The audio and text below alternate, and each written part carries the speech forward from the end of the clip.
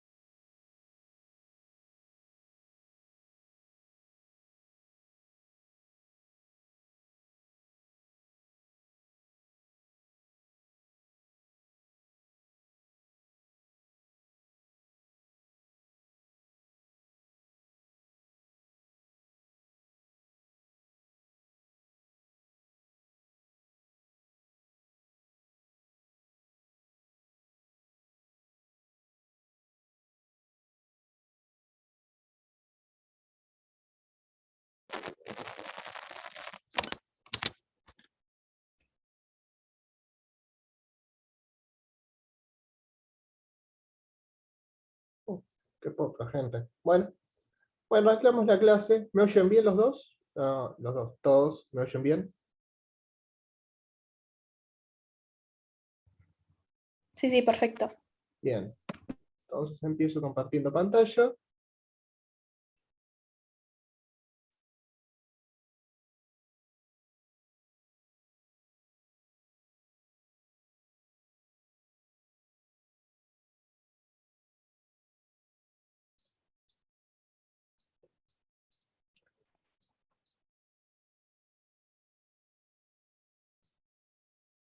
Bien, hoy vamos a ver la práctica de autocorrelación, que más que se centra en los ejercicios 4, 7 y 10.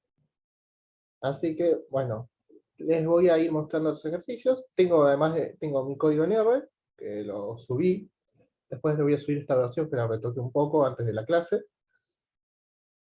Pero en esencia es el mismo código. Y tengo este pequeño PDF que va a ser un apoyo. Bueno, el ejercicio 4 nos da una serie de tiempo de 1951 a 1980 y nos da 6 variables con las que vamos a construir un modelo econométrico. Que en realidad lo que queremos saber son los determinantes del precio interno del cobre en Estados Unidos. Bueno, nos da un modelo log-log, donde tenemos el precio interno del cobre en Estados Unidos, que va a depender del índice promedio de la producción industrial, el precio promedio del cobre en la bolsa de Londres, o sea, el precio internacional, el número de casas construidas en Estados Unidos, que en realidad es como una medida de demanda, y el precio promedio del aluminio en centavos por dólar por libra, el tipo de cambio.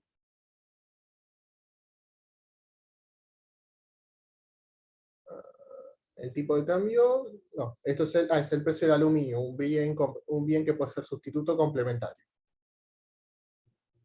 Bueno, hay que estimar este modelo logarítmico, y para eso lo que vamos a hacer es recurrir a R. Bueno, en este código particularmente, bueno, primero limpio el espacio de trabajo, con este código que siempre usamos. Voy a descargar dos paquetes. El primer paquete es el de para importar datos de Excel, XL, y este que vamos a usar más adelante, que es ggplot2, que lo instalamos en la primera clase.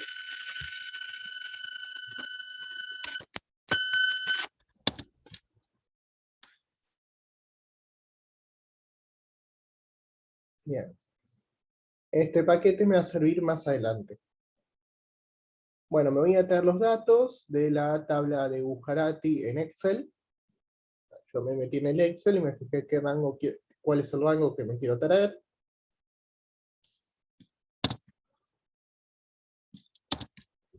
Como vemos, en el espacio de trabajo me generó el data frame data. Acá tengo el data frame data, y acá lo puedo ver, que es la serie de tiempo del 51 al 80, con las 6 variables que necesito para trabajar. Bueno, acá puedo ver que esto es un data frame, todo el objeto, y puedo empezar a armar los vectores y las matrices que necesito. Primero voy a generar el logaritmo de la variable c, que va a ser el vector i de la variable dependiente. Después voy a generar el número de observaciones, que va a ser la longitud del vector i. Voy a generar la matriz X, donde van a estar las variables independientes. En este caso voy a usar 4. Y voy a usar el tradicional comando. Así que vemos, acá me quedó la matriz de datos. Y voy a calcular el estimador de mínimos cuadrados con la fórmula matricial tradicional, x transpuesta por x, su inversa, por x transpuesta por y. me va a dar el vector beta estimaciones. ¿Cuál de interpretación de estos coeficientes son elasticidades? En el modelo logarítmico, en el modelo log-log, los parámetros estimados por mínimos cuadrados representan las elasticidades. Volvamos un segundo al PDF. Tengo la elasticidad del precio del cobre al la producción industrial. Entonces, beta 2 es la elasticidad del precio del cobre a la producción industrial, que en este caso es de 0,46. Esto que nos dice, un aumento en el 1% del precio del cobre incrementa un 0,46%, no, a la vez, un 1% de crecimiento de la producción industrial eleva en un 0,46% el precio del cobre. Nos dice que es inelástica, que el precio del cobre es inelástico a la producción industrial. Como vemos, el precio del cobre es inelástico a las 4 variables. Recuerden que la elasticidad se mide generalmente en valor absoluto. Acá cambiaría la interpretación, ahí la vemos. Esta variable es la variable, esta es la tercera variable que representa el número de casas construidas por año. El precio del cobre decrece a medida que más casas son construidas por año. Buena pregunta, Tomás. Sí. Creo que esto ya lo tenemos que recontra tener sabido, pero en los modelos log-log, el beta 1, o sea, el intercepto, como que pierde interpretación, ¿no? O sea, me pasa que muchas veces que tiro regresiones log-log, el beta 1 tiene valores negativos cuando se trata de una variable dependiente que es producción, como que, no sé, cuando todas las variables van en cero, la producción aumenta en tanto por ciento, como no sé, que en este caso sería el precio del cobre, pero ¿qué hacemos con el intercepto en este tipo de modelos? Bueno, en realidad interpretación de este tipo de modelos sería, pensarlos, variables. Y el intercepto en realidad en este tipo de modelos es qué pasa cuando todas las variables son 1.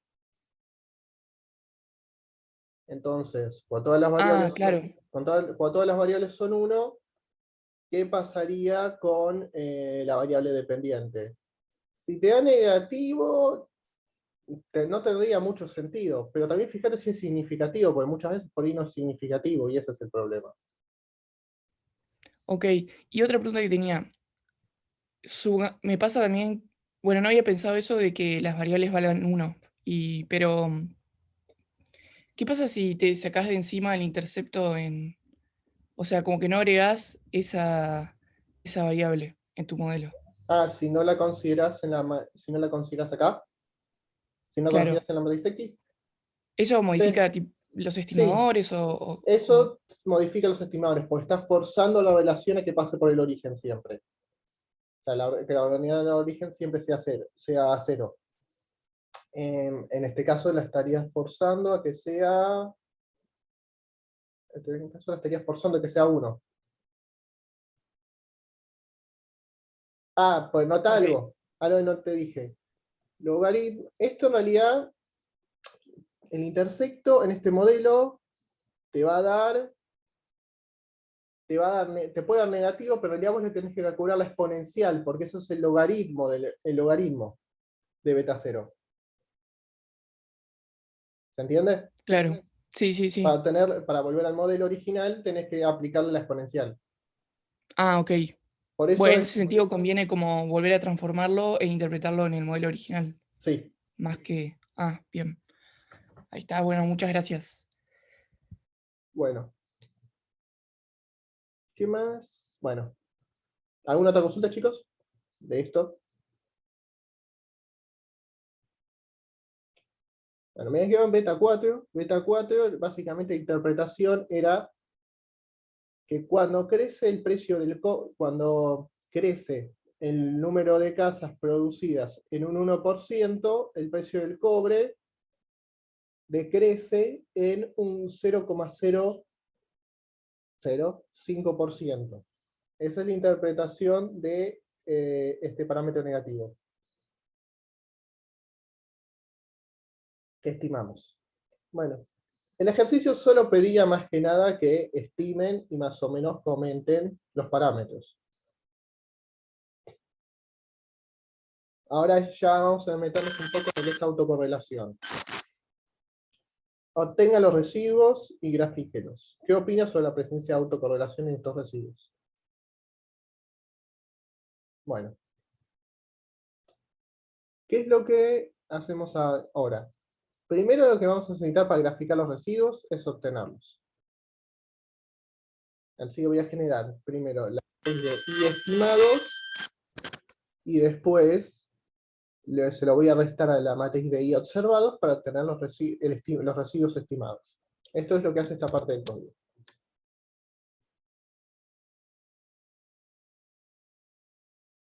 Bueno, después, para poder graficarlos, que es lo que me pide el ejercicio, voy a usar el paquete Gplot que descargué.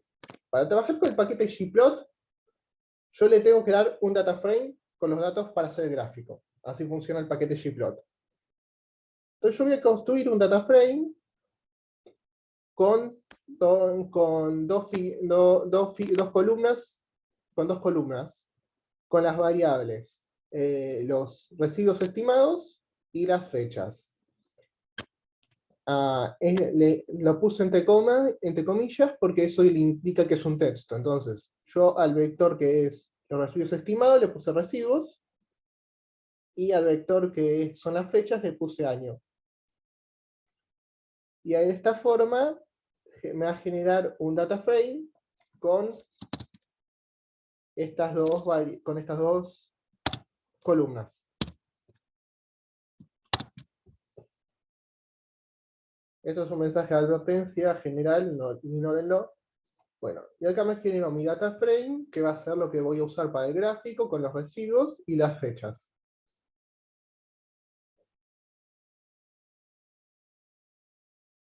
Bueno, para graficar con el paquete Gplot, el comando que usa es Gplot.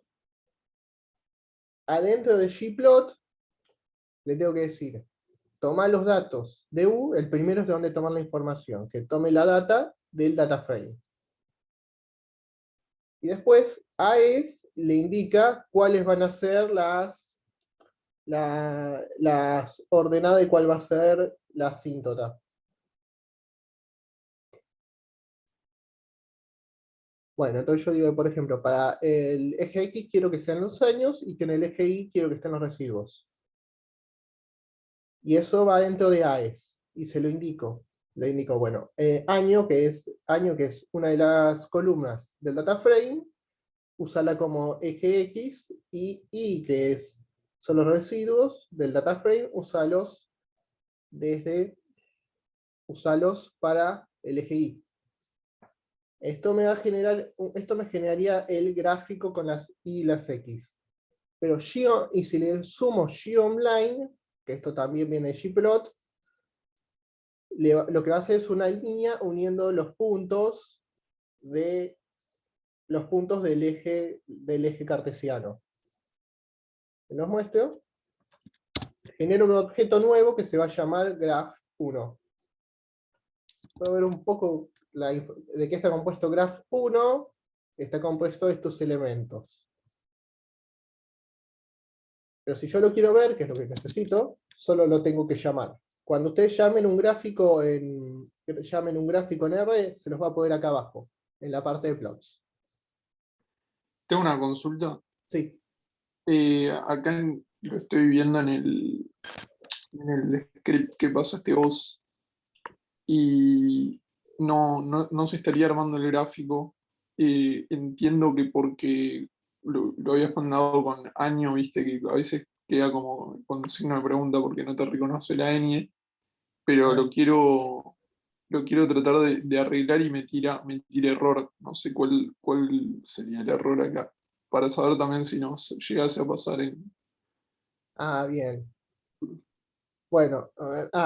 Año. Prueba a ponerle tu nombre a esto. Cámbialo acá y cámbialo acá. Y corre el código todo de nuevo. Corre el código todo de nuevo, porque esto te va a borrar todo el espacio de abajo y te va a limpiar cualquier error que haya. Desde el principio de todo. Sí.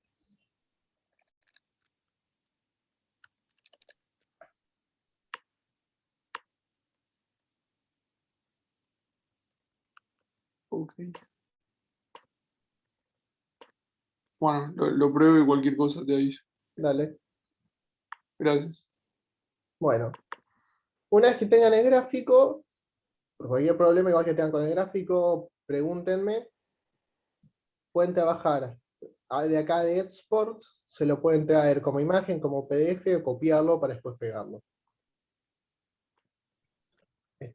Así que con esto yo me lo, por ejemplo, guardé como imagen en la carpeta.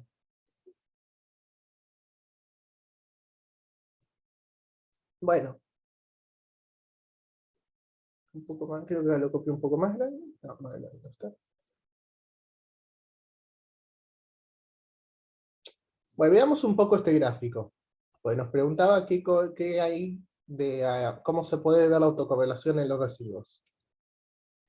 Fíjense que, bueno, la media de los residuos la sabemos por propiedades de ecuaciones normales, es 0. Fíjense algo, como que el residuo va, como que siempre que el residuo está por abajo de la media, se mantiene por debajo de la media. Un par de periodos. Lo mismo cuando está arriba de la media, no es que salta de un lado a otro todo el tiempo. No pareciera que fuera estrictamente al azar, que hay de golpe por arriba, de golpe por abajo, de golpe por arriba, de golpe por abajo.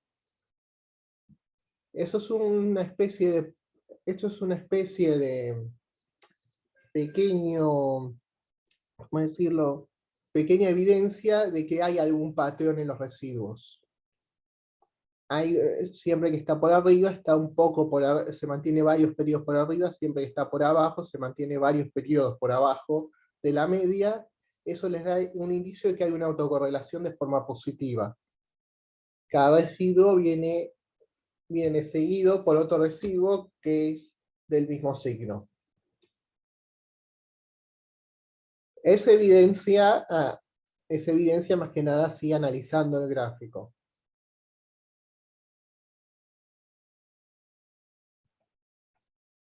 Bueno, acá está lo que les dije.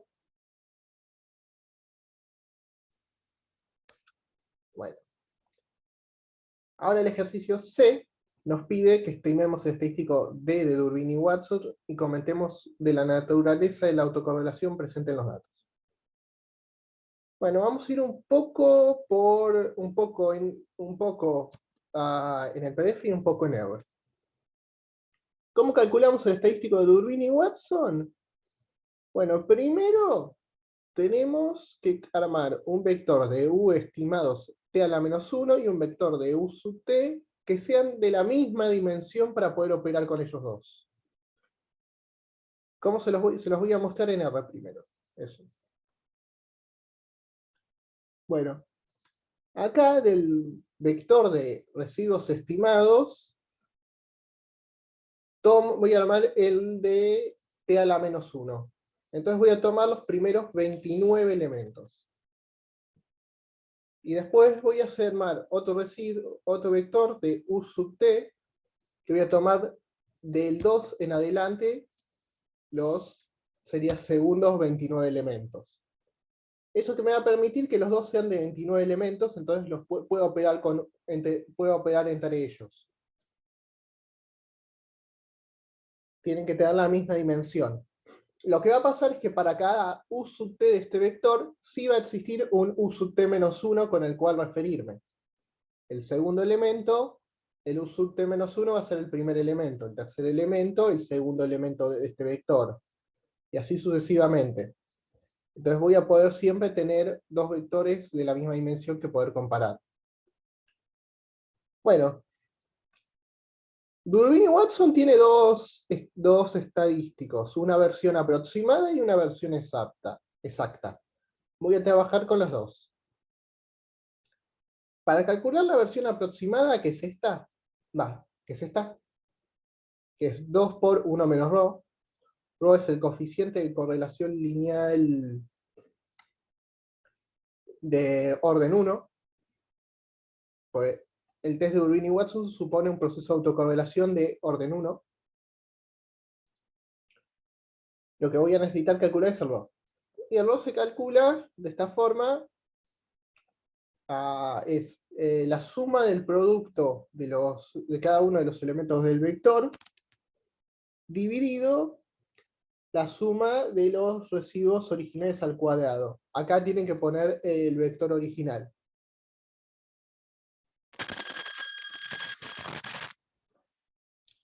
Y se los muestro.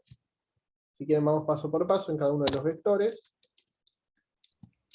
Perdón, ¿no nos faltaría poner la suma en el numerador en ρ? ¿El elemento ρ? O No, ya lo porque acá interpreté. lo estoy haciendo como producto de vectores. Ah, claro. Al Bien. poner producto vectorial, el primer elemento es que se multiplica por el de este, y se suma al segundo por el segundo. Claro. Eso es lo que Sí, permite el sí, producto sí. vectorial. Perdón, gracias. No, está bien, pregunten todo lo que quieran. Bueno, acá tengo un vector, un vector, otro, y después este genera otro vector.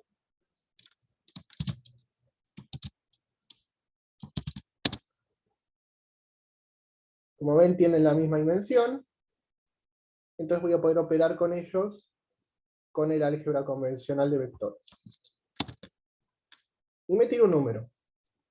0,5196. Con eso voy a crear la D de Urbini, la primera versión, que es 0,9606. Problema con el estadístico de Urbini y Watson, no es una tabla que esté cargada en el array. Así que para poder trabajar con eso van a tener que usar una tabla de Krauss. O alguna tabla que encuentren por internet, pero si tienen la tabla de Krauss, la mejor es la tabla de Krauss. Bueno, ¿cómo funciona el test de Urbini y Watson? Bueno, ustedes le ponen un nivel de confianza, un tamaño de muestra, y les va a dar dos valores, dl y du. Para ese tamaño de muestra y ese nivel de confianza. La regla es esta tabla, que los tomé de Gujarati, que es como que es la tabla más clara que pueden encontrar. Básicamente, si a ustedes el estadístico les da menor que dl, rechazan la hipótesis nula de que no hay autocorrelación positiva. ¿Eso qué quiere decir? Que hay autocorrelación positiva. A mí, por ejemplo, para 0,05 y para el tamaño de muestra que estamos trabajando, el DL en la tabla de Krauss me daba 1,43. Y a nosotros en R nos dio 0,96. ¿Eso qué indica? Que está pasando este caso, que D es menor a DL. Entonces lo que tengo es que hay entonces yo rechazo la hipótesis nula de que no haya autocorrelación positiva, con la hipótesis nula de que hay autocorrelación positiva. Eso se nota en el hecho de que ρ, que es el coeficiente de autocorrelación de orden 1, es positivo. Entonces, ¿cuál es la conclusión de este test de Urbini y Watson? Que hay autocorrelación positiva.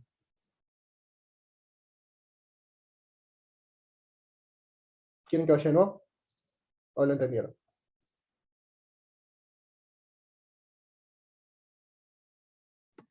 ¿Podrías repetir porque Sí. me mezclé con eso que había en el cuadrito que mostraste recién? Sí. Bueno. Yo tengo, el DL de la tabla de Urbini y Watson es 1,14,3. A nosotros nos dio 0,96 el test de Urbini y Watson. Entonces está cumpliendo este caso. Estoy debajo, mi estadístico D está debajo de DL. Entonces, ¿qué hay que hacer? Rechazar la hipótesis nula de que no hay autocorrelación positiva con la hipótesis nula de que la autocorrelación con la hipótesis alternativa de que hay autocorrelación positiva. Genial, muchas gracias. Esa es la conclusión. La autocorrelación es positiva. Y eso queda evidencia en este signo del rho, de que es positivo. Entonces, ¿qué podemos concluir del test de Durbin y Watson? Que la autocorrelación es positiva. Después, ¿qué les iba a decir? Este es el test exacto de Durbin y Watson. Que básicamente lo que hacen es las diferencias al cuadrado, suman las diferencias al cuadrado entre el vector u sub t menos 1 y u sub t. Y eso lo dividen por la suma de los residuos al cuadrado. Este es el estadístico exacto de Durbin y Watson. Queda más o menos lo mismo. Así que se mantienen todas las conclusiones.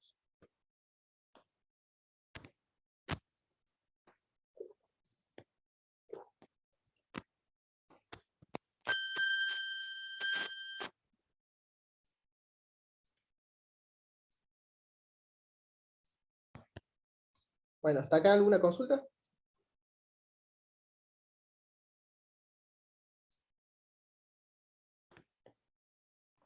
Todo bien. Bien. Bueno, seguimos con el ejercicio D, que es facilitar Godfrey y ver si coinciden con los resultados del test de Durbin. Vamos un paso atrás. Bueno, lo que voy a necesitar para hacer el test de Durbin y Watson, para hacer el test de Brooch-Godfrey, es armar un vector u sub t menos 1, pero a la primera observación le voy a tener que agregar un 0. ¿Por qué? Porque voy a necesitar que coincida con la cantidad de observaciones originales. O sea, voy a tener que hacer una regresión con todas las variables originales que usé en la regresión, el logaritmo de i, el logaritmo de l, el logaritmo de h, así que voy a necesitar que el residuo u sub t menos 1 tenga la misma cantidad de observaciones. ¿Y qué voy a hacer? Le voy a agregar un 0 al inicio. Y yo le puse f. Acá. Entonces, haciendo esto, lo que le agrego un 0 al inicio. Concateno el vector con un 0.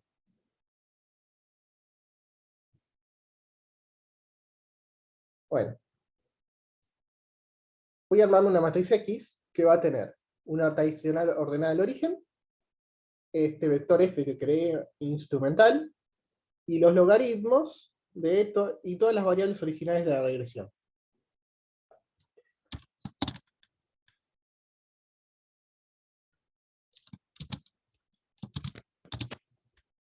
Fíjense que tienen todas las variables originales de la regresión.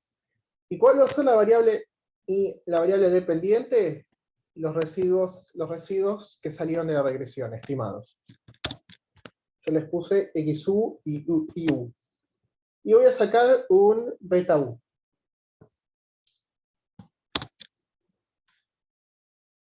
Ven que me da muy parecido al RO. Me tiene que dar muy parecido al RO, eso es lo razonable. Lo anterior era 0,51, acá me da 0,56. Bueno, ahora ¿qué necesito? El R cuadrado de esta regresión. Lo voy a sacar y voy a tener que calcular todo lo común, los residuos de esta regresión, el I estimado, la suma del cuadrado total, la suma cuadrado residual, para poder sacar el R cuadrado. Esto hace todo lo convencional de la regresión. Porque necesito el R cuadrado auxiliar de esta regresión. ¿Para qué? Para el estadístico de Brooch-Godfrey. Cuando saco el R cuadrado de esta regresión, y ahora, la ventaja que tiene el test de Brooch-Godfrey es que ustedes le pueden decir qué orden de proceso de autocorrelación quieren.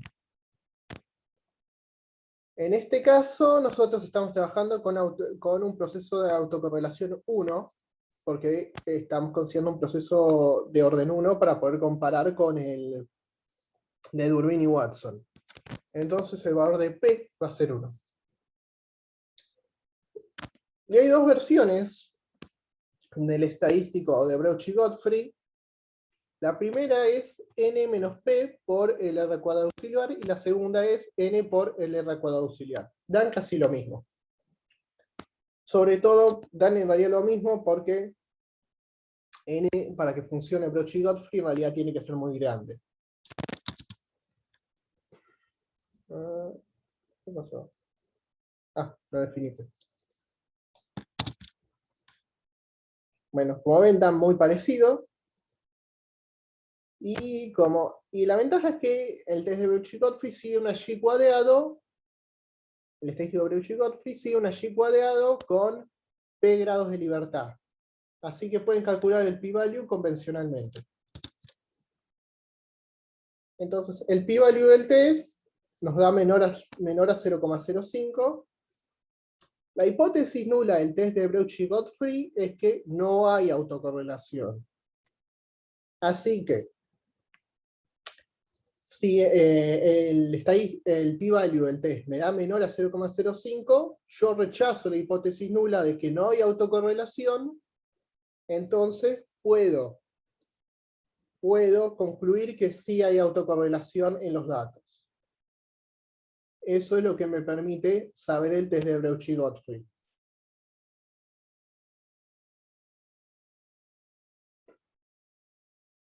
Un segundo, si quieren acá. Bueno, acá brevemente, acá estaría el valor del Y cuadrado crítico. Como ven, es menor, cae en la zona de rechazo, la estadística de Breuch-Godfrey. A ver si anoto algo más.